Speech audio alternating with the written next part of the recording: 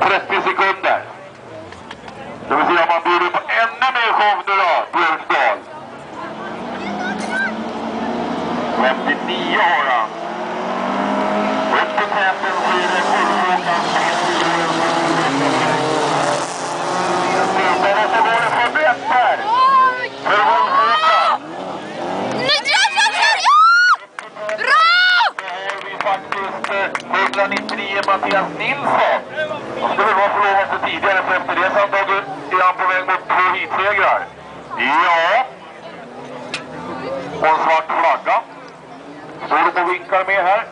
Någon som ska få den i ledningen 199 Mattias Nilsson från Oskarshamns. För vad? Har de sprayat lite mer på det?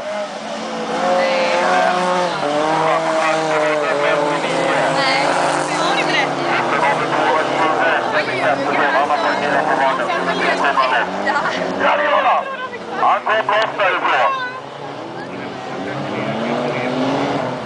Men bakhjul har sett sina bättre dagar. Lite lätt obalans på höger bakhjul. Mattias Nilsson har röna 44 Anders Cedergren. Sen är det 227 Andreas Rönnlöv. Det är en svart flagg på 159 Björkdal.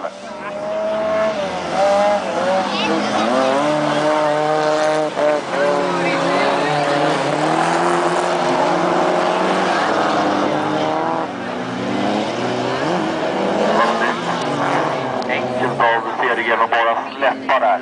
Sen är det Bullfåkan och det här var inte bra för honom. 38 poäng och så platt fall. Han kommer att få en 2, 3, 4:e plats åtminstone. In som segrar vid Eremarma på 199 Mattias Nilsson och sen blir det 144.